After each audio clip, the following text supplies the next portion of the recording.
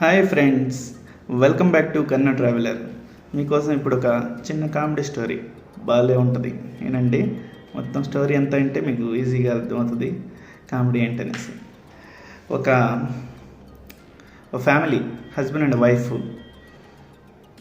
అలా వెళ్ళారు, ఏదైనా చూసేసి వద్దాం జూ పార్క్కి వెళ్ళారు. అక్కడ అది ఒక ప్రైవేట్ జూ పార్కు.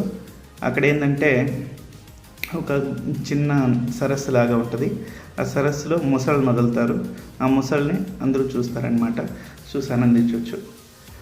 అలాగ అందరూ వచ్చి వెయిట్ చేస్తారు, ఇంకా ముసళ్ళు వదలలేదు. చాలా ముసళ్ళు వస్తాయి. ఒక్కసారిగా ముసళ్ళందరినీ రిలీజ్ చేశారు.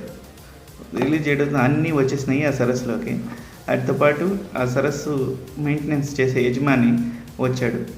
ఆయన ఒక అనౌన్స్మెంట్ చేశాడు, మీ ఇంతమంది ఉన్నారు కదా, మీలో ఎవరైనా సరే ఒకరు పోయి ఆ సరస్సులో దిగి మళ్ళీ పైకి వస్తే మీకు ₹1,00,00,000 బహుమతి ఇస్తానని చెప్పాడు. ఓయమ్మ, ₹1,00,00,000 అనుకుని ప్రతి ఒక్కరు షాక్లో ఉన్నారు.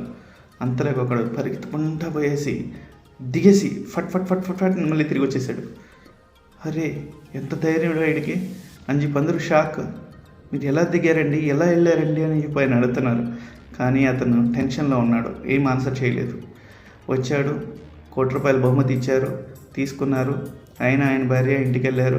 ఇంటికి వెళ్ళిన తర్వాత బ్యాగ్ అన్నీ పక్కన పెట్టి, ఏమీ నీకు ఒక విషయం చెప్పాలి అన్నాడు అమాయకంగా. ఏంటండి అన్నది. నేను దిగలేదే, నన్ను ఎవరు తోసేసినారు, ఎక్కడ చచ్చిపోతామని చెప్పి పరిగెత్తుకుంటే పైకి వచ్చేసాను నేను అని చెప్పాడు.